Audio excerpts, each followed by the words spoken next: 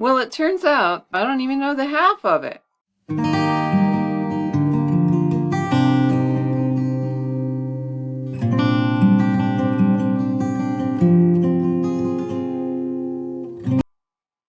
Well, hello and welcome to another episode of You and Me and Multiple Sclerosis.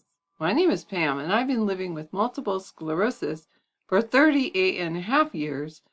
And all this time I thought I understood what ataxia was. I admit that when I first heard it, somebody told me I had an ataxic gait, and I thought, what in the world is that? But once I thought I understood it, I've lived with that definition in my head for quite a long time.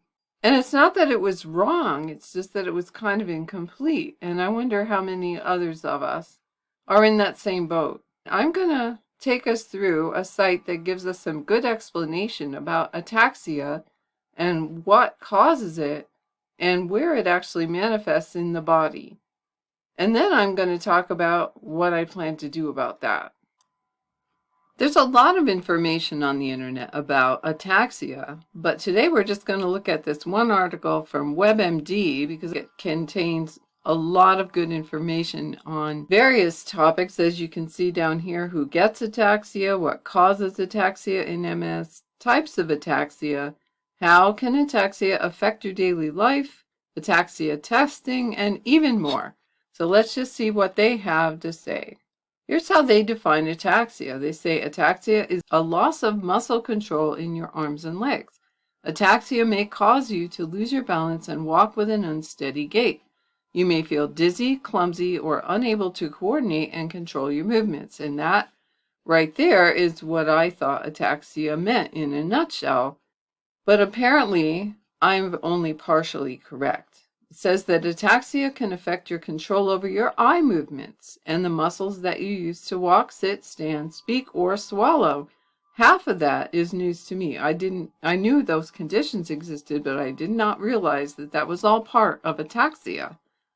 Your limbs and muscles may twitch or shake when you try to do ordinary tasks at home or at work. Ataxia can cause you to lose your balance when you try to stand or walk across a room. Other people may think you're staggering because you're drunk. Well, I've been very open about my MS, so except if you're a total stranger, you probably already know why I'm staggering across the room.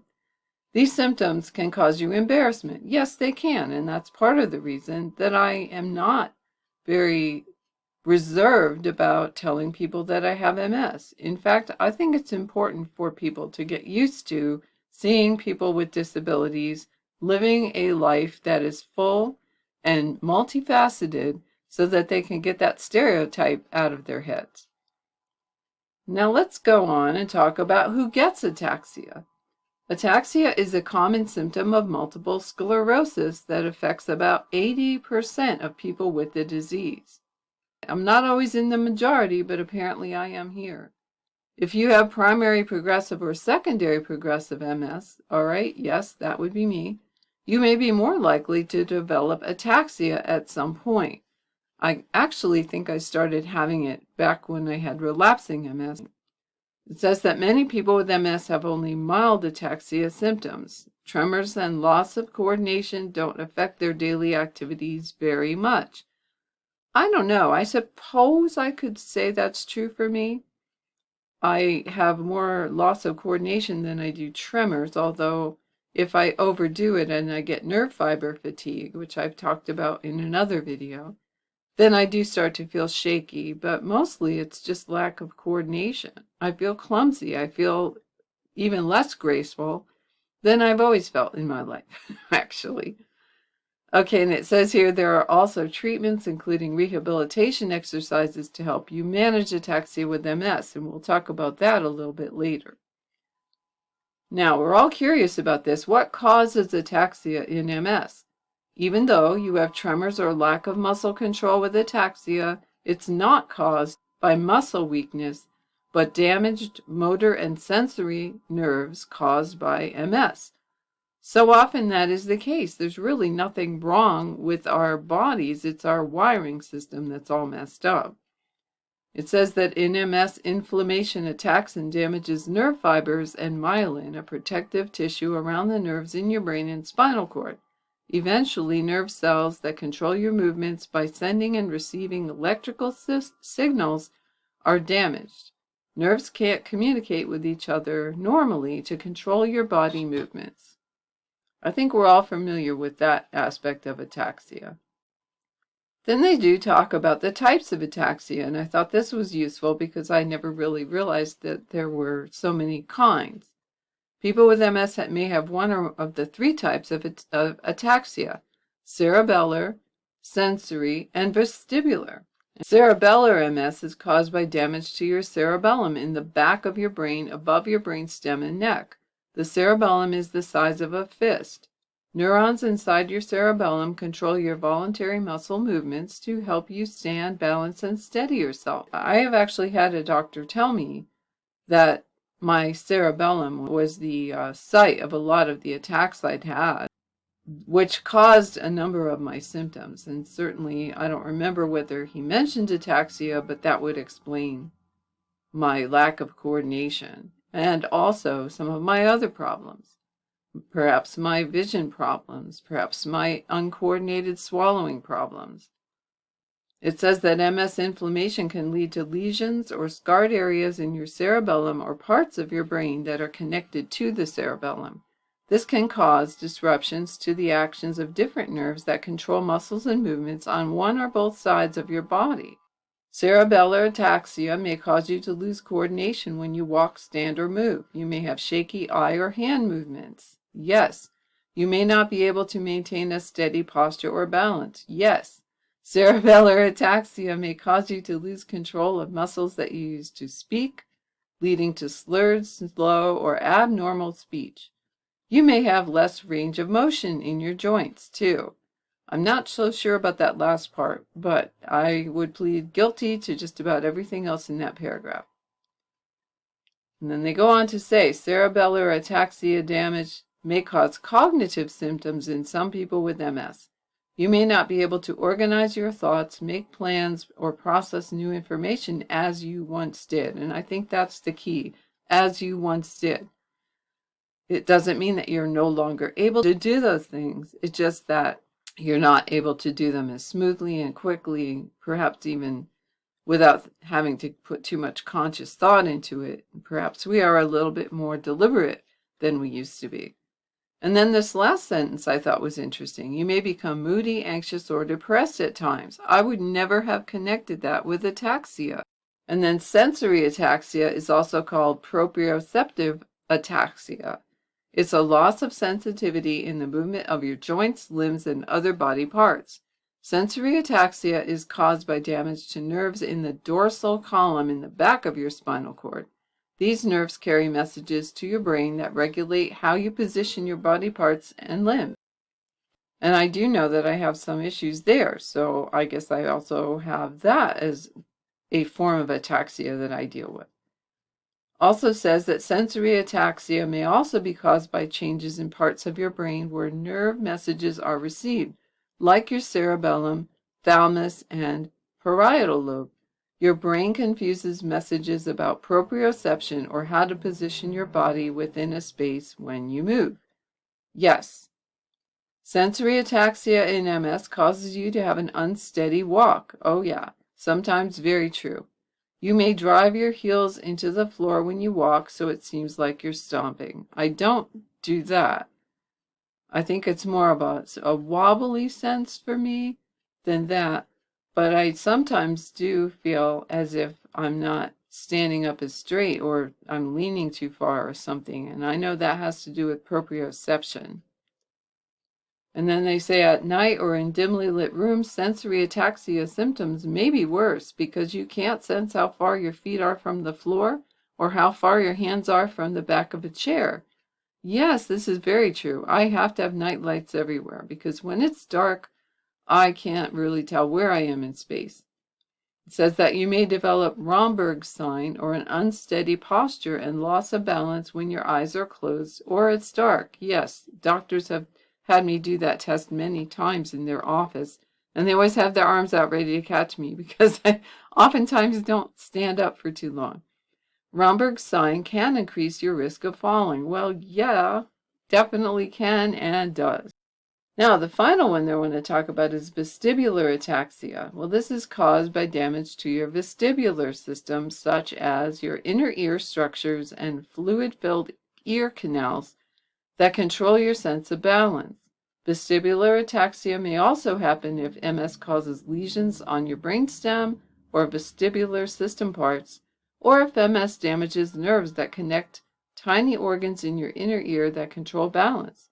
I think I may have mentioned that I partly think I do have that kind of ataxia, but I also found out that the little otoliths, the rocks in your inner ear, the little tiny rocks, were in the wrong place. They had shifted, and they really caused me some misery until a physical therapist put me through some very nauseating movements that fixed me, and as far as I know, the rocks are still where they're supposed to be.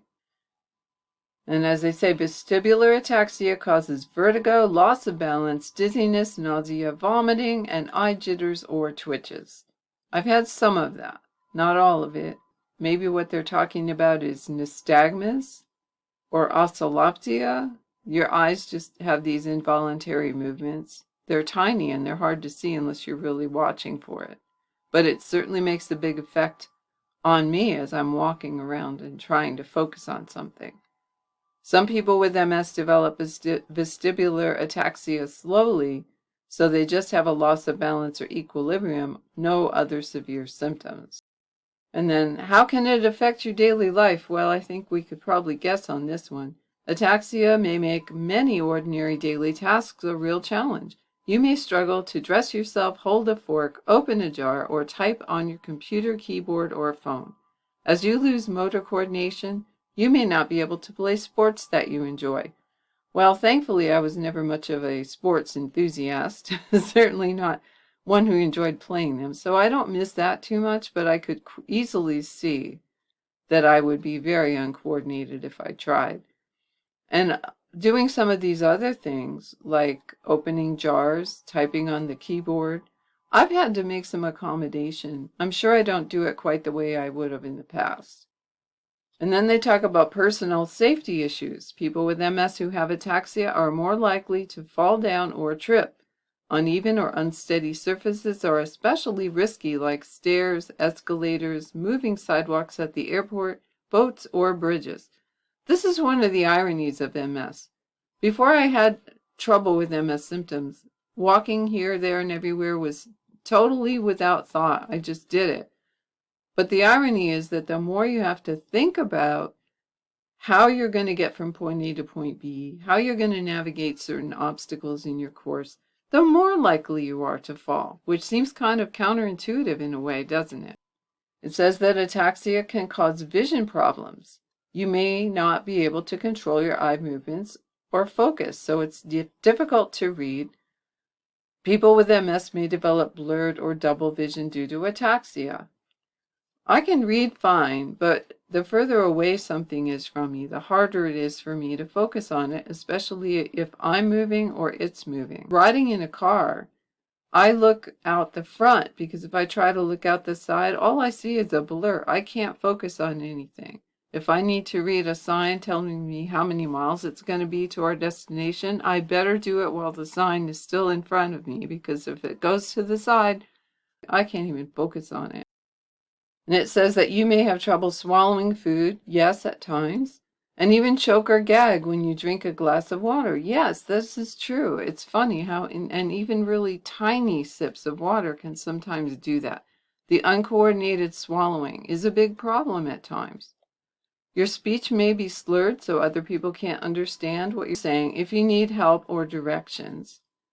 That would be incredibly frustrating. So far, I have not had that happen. I have friends who have had that happen to a certain extent, and it is incredibly frustrating because it also, I think, ties in with another topic we've talked about here, medical gaslighting. I think it's hard enough for us to be treated like competent adults when we're disabled, but definitely if you have problems with your speech, People assume you must have problems with your mind. And with MS, that is almost never the case. I think most of us are very competent, very intelligent, very articulate even. But sometimes our muscles in our mouth and throat just won't cooperate. Oh, it is frustrating. It also says here that ataxia can cause severe fatigue for some people with MS. You have to exert more effort to make ordinary movements and focus your attention so you don't hurt yourself. Normal activities can be exhausting. Oh, I'm going to put a big yes on this whole paragraph. That's kind of the story of my life in a nutshell. There's a section on emotions and self-image. Living with ataxia can take an emotional toll. You may be embarrassed by your tremors or loss of balance. This can lower your self-image. If you let it, it can. You might even avoid social activities because you don't want other people to see you shake, drop things, or struggle to walk. There's a certain amount of that, but I would urge you not to let it get the better of you. If you're open with people about why these things are happening, and ask them not to make a fuss, really. I mean, things are going to happen. It's not the end of the world. And if they don't make a fuss and treat you like, oh, you poor thing, and rush to fix your problem, I think that's the embarrassing part, to me anyway, getting fussed over. If people would just kind of, I'm not saying ignore me, but just don't make a big deal about it, I think I would be a lot happier about that. But in either case, I am not going to isolate myself just to make sure that nobody ever sees me do anything clumsy, because I would have to stay in the house all the time if that were the case. It says here that you may start to feel limited in what activities or tasks you can manage without help from family or friends. Well, yes, that's true. And you feel like you've lost your independence. Well, I don't know. I keep redefining what independence means, so I guess so far I'm holding on. I still feel pretty independent. Ataxia testing. Your doctor may perform a few simple tests to gauge the extent of your loss of muscle control and balance during basic movements. And here are some of the things that they might do. While you're in the exam room, they may ask you to walk in a straight line, placing one foot in front of the other, or touch your fingers to their outstretched finger and then your nose. They may ask you to repeat motions with your eyes closed and open. I've had those tests done any number of times, yes. And the only one that I'm really terrible at is the placing one foot directly in front of the other. I kind of can't do that very well. Largely a balance issue, I think. But a lot of what I'm seeing here with ataxia is this kind of fear that you're going to fall. And I sometimes think I psych myself out and think I'm going to fall when maybe I wouldn't have if I would just had a little more confidence. Here's another one that they can also test you for Romberg's sign. With your eyes open, stand still with your feet as close together as possible, flat on the floor. Then you'll close your eyes to test your balance. Nerve or spinal cord damage from ataxia can cause you to wobble. Well, I've never had an MRI of my spine. I have no idea whether I have damage there. But my ataxia is manageable. Perhaps it's not really spinal damage that's causing it. I'm just not sure. How can you treat and manage your ataxia symptoms? Well, this part's important to me because just because I have a symptom doesn't mean I'm going to just say, oh, well, I want to know what I can do about it. It says here that tremors are difficult to treat in MS, but a combination of treatments and adjustments to how you perform movements may help you manage ataxia. And here we have physical and occupational rehabilitation. A physical therapist can guide you to learn and perform a series of exercises to build strength and stability in your core muscles. These are the muscles in your trunk and pelvis, like your abdominals, back muscles, and hip muscles. Ataxia often causes people with MS to develop weakness in these muscles because your loss of balance encourages you to sit more than you walk or move around. I think ataxia also does things to your posture. I've had to be very careful not to slump or slouch to kind of compensate for my eyes not functioning like they should. I look at the ground way more than I probably should because that causes my shoulders to slump forward. So it all kind of connects up, and it's all based on this crazy idea of ataxia.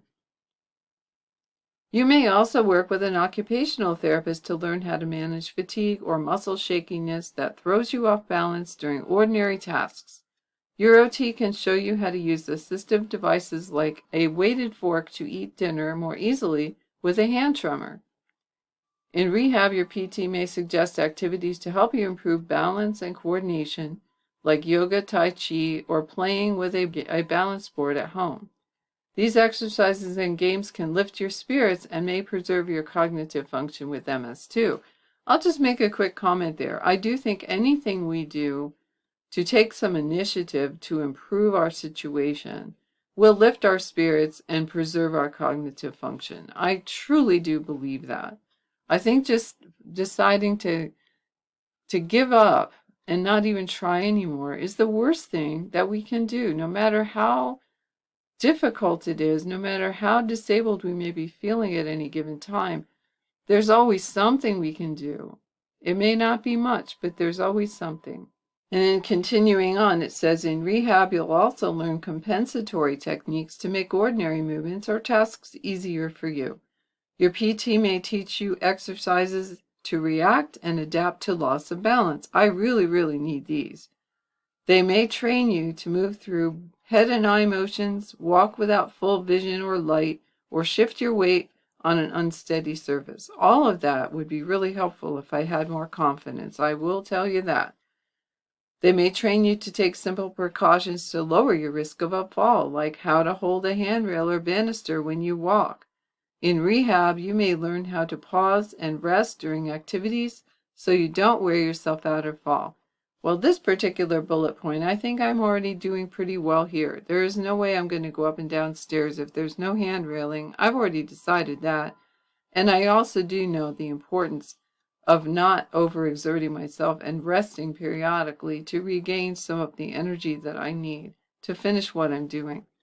And then finally, they can show you hacks to make motions easier, like wearing tightly fitted exercise clothes or weighted cuffs that if ataxia affects your arms. And then they have a little section on mobility aids. Your physical therapist can prescribe a cane, brace, or walker for you and teach you how to use them properly.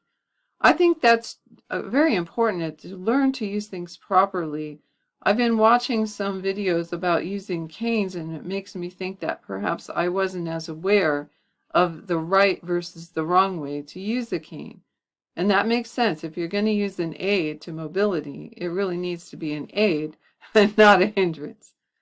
And then it says that mobility aids help people with MS move with more safety to reduce the risk of falls. Braces fitted to your ankles or feet may help you walk more steadily. Braces can also help you stabilize your arms, hands, or neck for more control of your movements.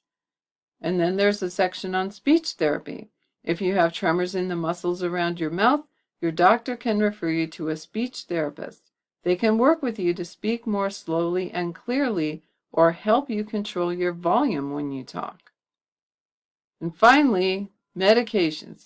There's always a section on medications.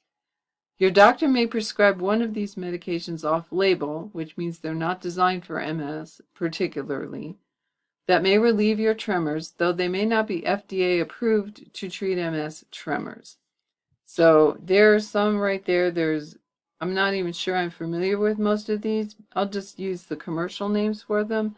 Buspar, Klonopin, Neurontin I am familiar with, gabapentin. I was on that for quite a while because of neuropathic pain, but and it also helps with restless leg. But I never really thought about using it for ataxia, and I was on it for long enough. I'll tell you right now, it didn't seem to do that much for my ataxia. And then then Atarax or Vistaril and Laniazid, Nidrazid, Zofran, Keppra, Misoline, Indirol, Topamax, and Tokende XR, and Quidexi XR. Boy, where did they come up with these names? My goodness.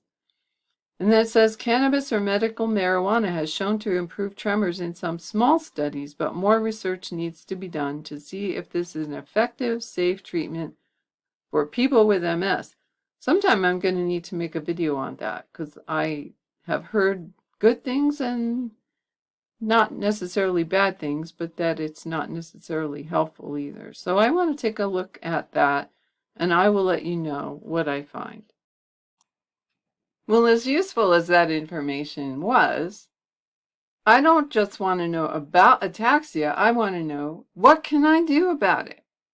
And now that I realize ataxia is a lot more than walking, I can tell you a little bit about what I've already done. Thanks to the help of a physical therapist, I did actually improve my nystagmus. It was a very simple eye exercise, which I'll share with you right now. Basically, you just look up, look down, look to the side, and look to the other side. I think what you'll find is the same thing I found, is that some of that is easy. You can do it and the image doesn't bounce up and down, but there's going to be a place where you see the nystagmus really kicking in. And for me, it's the upper left quadrant, if you will. Because if I look at the corner of the room, there's a little bit of bouncing. And when I first started this exercise, there was a lot of bouncing. But over time, you hold that position as long as you can. And then you do that periodically through the day. If you're sitting there reading a book, watching television, whatever, just take a break and then do that eye exercise, holding the position where the image is jumping for, I don't know, 15 seconds, as long as you can. But keep it up.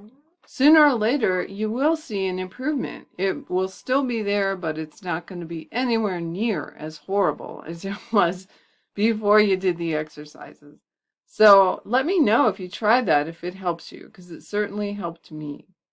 Now I want to talk about walking a little bit, because that was what I originally thought ataxia was all about. But I did find some exercises on the internet that will help me with my ataxia, and I'm going to share those with you. And if you want to do them, that would be great, because we can share experiences on how it worked for us. I've just started doing them, but I'm really optimistic that it's going to make a difference. The first one that I'm going to show you is from Will Harlow. He's a physical therapist. His channel is called HT Physio. He specializes in exercises for people over 50. And if you're under 50, don't be offended. I just kind of feel like people with multiple sclerosis have lots of the same issues as older people do. Maybe we're not as flexible, maybe our balance isn't as good, maybe we're a little bit more fearful about falling. So I find his exercises really helpful. I'm going to show you just a couple, but you can check out his channel. I'll put links below if you want to know more about what he does and what kinds of exercises he recommends for seniors. Now, the key to improving blood flow in the legs is to use something called the muscle pump. And the muscle pump is basically a mechanism that exists within our legs, which means that as blood flows down towards the toes, because it's moving against gravity, it needs something else to push it back up again. And we don't have anything inside the veins that do that. Now, luckily, we do have our muscles. And as our muscles contract, they effectively pump the blood back up the legs towards the heart again. And that is how circulation works.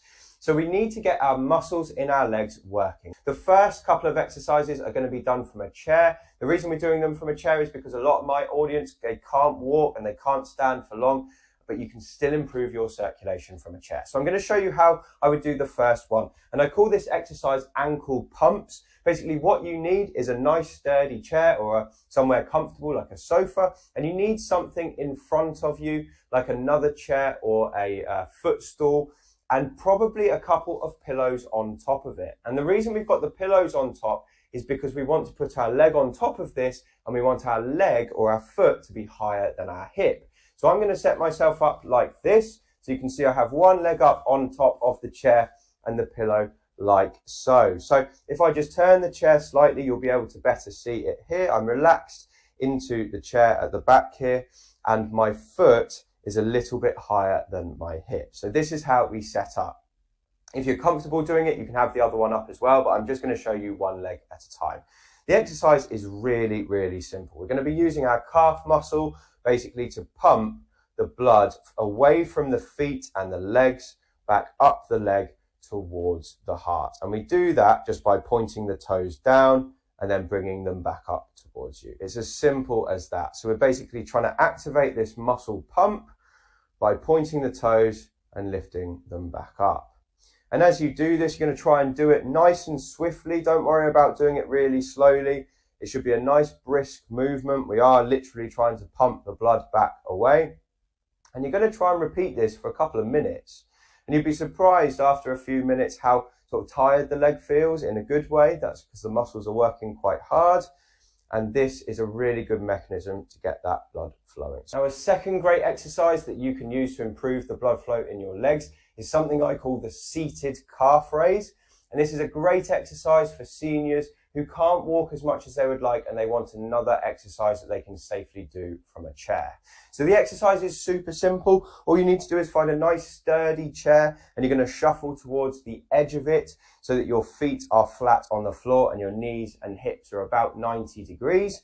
And the simple version of the exercise looks just like this. So with your feet flat on the floor, you're just going to use your toes to lift your heels up in the air and then slowly come back down. So it's a real simple movement and you're contracting the calf muscle near the bottom of the lower leg.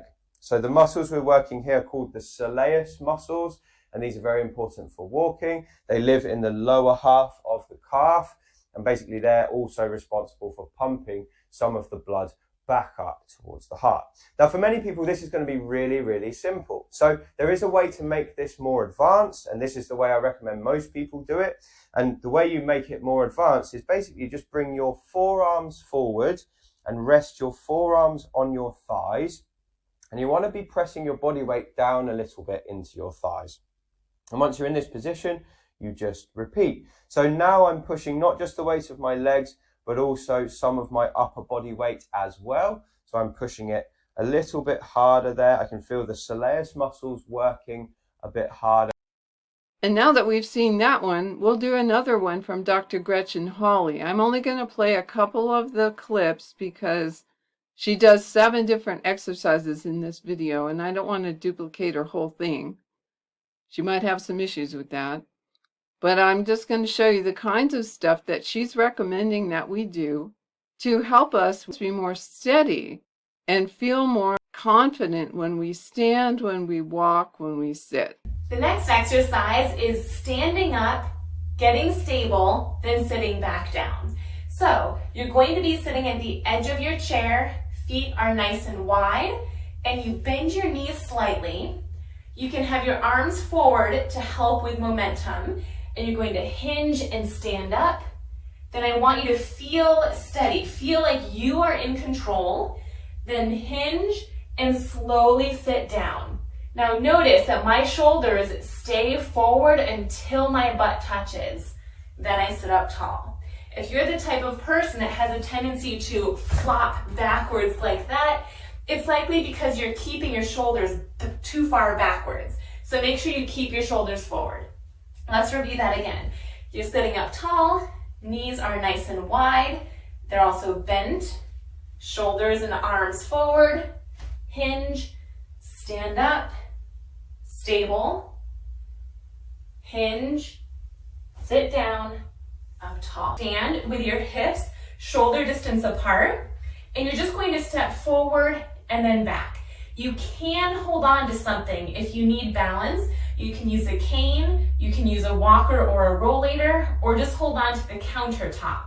But you're going to shift your weight, then step forward, then back. Then same thing on the other side. Shift your weight off of the leg, then move the leg forward and back. Shift your weight, forward, back. Shift, forward, back. Again, we are working on this coordination movement while keeping our core muscles tight. It also requires weight shifting. If you forget to shift your body weight first, then you go to lift your leg, you likely will feel like you have to quickly put it down. So shift your weight, then move your leg. Try to do each of these exercises for about 1 minute if you can tolerate it. But keep in mind that good quality is the most important thing. So focus on quality over quantity, and also remember speed does not matter. So quality first before focusing on quantity or speed.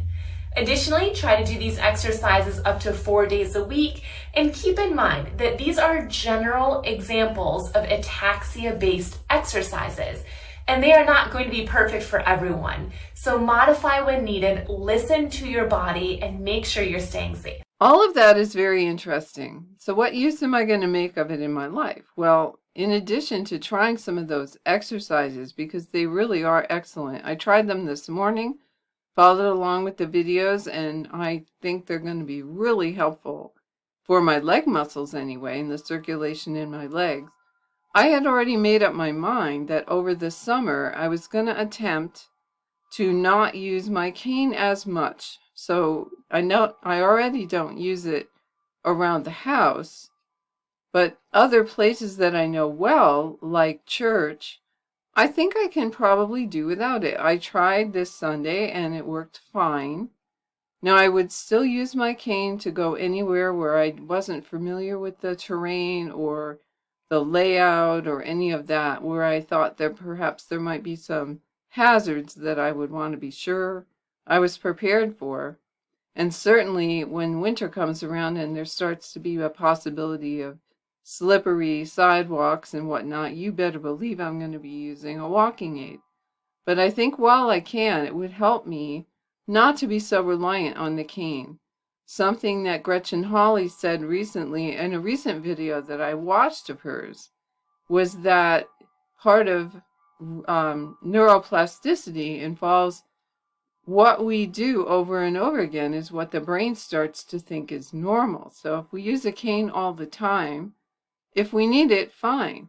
But if we really don't need it, we're only training our body to rely on the cane, and maybe we don't have to have it, but when we go without it, our brain is a little bit timid now because it thinks, oh no, I don't have a cane. It might reach out to try and put weight on something that just isn't even there, and that could be catastrophic. So I think for now, I'm going to think hard about where I need to be using my cane. But I'd be curious to know if your understanding of ataxia was limited the way mine was. And if you got any new information from what I presented here, leave me a comment. I'm really enjoying your comments. But that's all I have for you today. So until my next video, please take really good care of yourself.